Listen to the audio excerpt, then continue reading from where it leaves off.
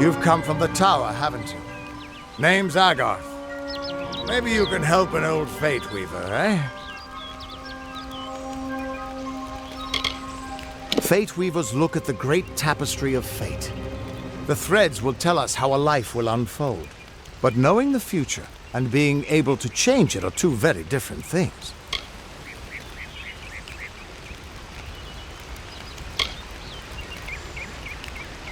Did he? Poor old Fomerus Hughes. He respected the way the world works. What a shame. He's probably dead by now. When he started his experiments here, he asked me if they'd ever be successful. The cards told me that the Well of Souls would work, but its success would come on the day that Hughes was to die. The old man took it pretty well, honestly, although we did a lot of drinking after that.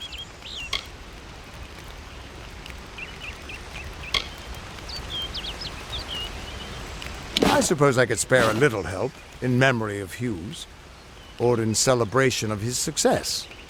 Whichever. You're the one.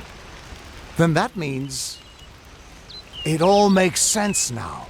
The cards this morning. I drew the Gravedigger, the Running Man, and the Beast. Prepare yourself. They're coming.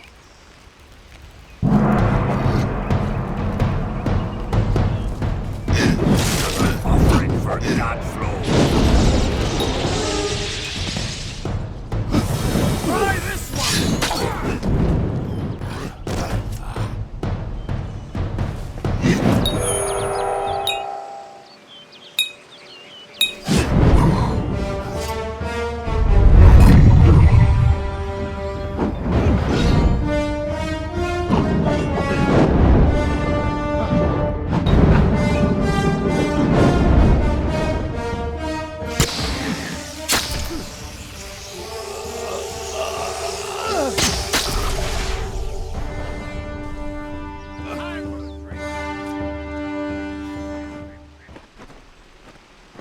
What?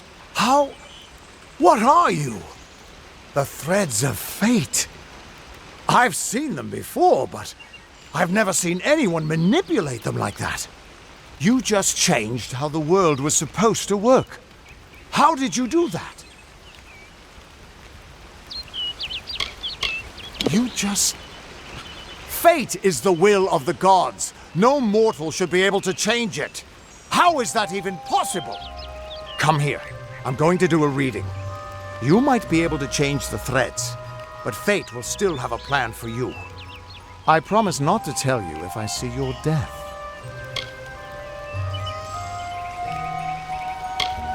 It's a gift. Some people paint landscapes. Other people write poetry. I peer into the weave of fate's tapestry and see people's deaths.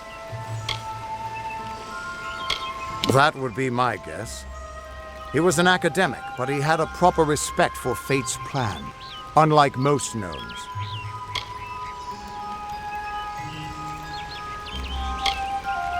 You're nervous. Relax. This is what fate weavers do. I'll be seeing your place in the pattern of destiny. Who you are, what you've done, where your path takes you. Or, at least, I should be. You're real, right? I swear I haven't had that much.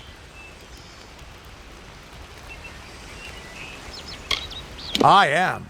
But still, I've never seen someone whose fate was just missing. Not even when I was drunk as the King of Ballads. This doesn't make sense. All mortal creatures have a place in the pattern. You should have one too, dead or not. If this is true, and I'm not saying I believe it, then your path is yours to determine.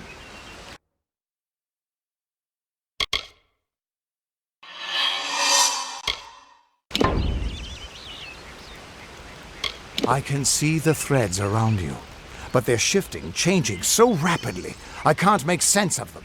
Normally, the threads would guide my hand to the cards, and I'd use those cards to see your pattern in the weave.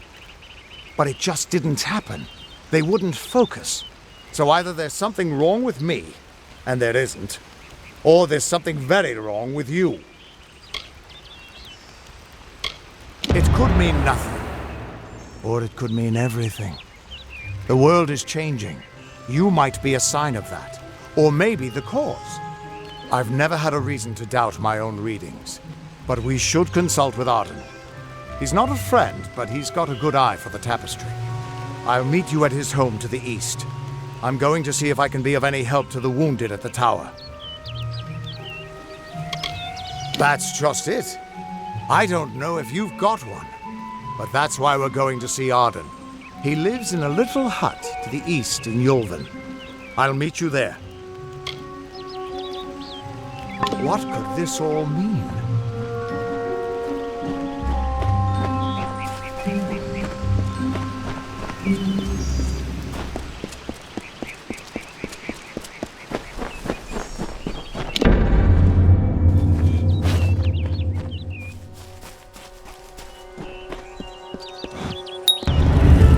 Of all the songs in halls of lore, there echoes none more grand than Olain's many feats of might, the pure and lady of the light.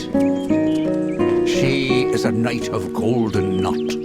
She is the cure seeker, the conscience of the summer fae. She is the heart of spring, of day.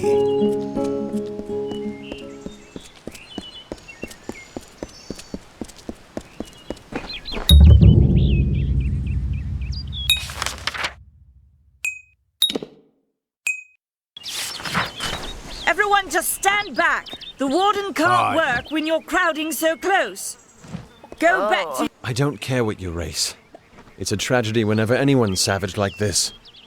Just look at the poor creature. She's been beaten to the brink of death. The Fae may be strange, but they certainly don't deserve this. It appears she was attacked with some manner of short blade. Likely a dagger, although there's no way I can be sure. People simply stood by as she called for help. No one lifted a finger. Can you imagine? It's shameful to treat another in such a way, even if she is a Fae. I don't know whether we possess the knowledge to treat such a wound. Frankly, I don't even know if I could save a mortal with such grievous wounds. Well, you're the only one. With all the troubles we've suffered in this village, people are weary of adversity. They'd rather just ignore it. I'm going to suggest something a bit untraditional. There's a Fae named Eri. She spends her days up on the hill overlooking the village. Seek her wisdom. I would do it, but I'm a coward. That's the truth. Perhaps a Fae will know how to heal a Fae. If not, then we're back where we started.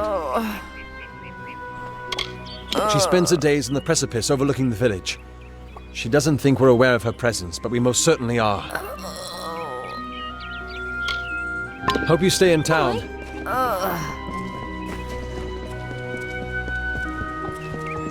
Where is the order that Matharu has given us? Whatever you do, avoid the monks of St. Odwig's Perpetual. They deal in lies and false tenets. Their light of hope will leave you in shadow.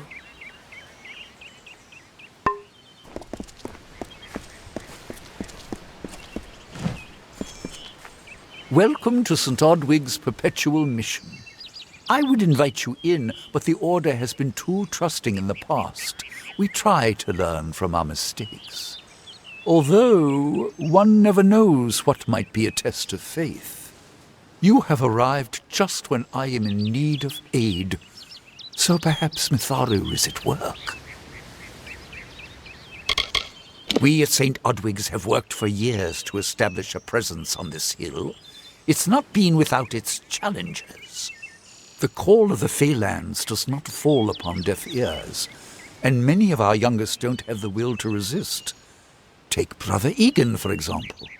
2 nights ago, Egan ventured past the walls to collect firewood and never returned.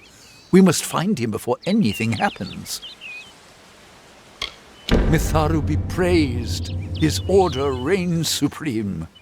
Brother Egan was last seen northeast of here, just off the road near the Fey ruins. Please find him. Perhaps then we can welcome you into the fold with open arms. Egan was last seen in the woods outside the walls, just north of the village. Goodbye.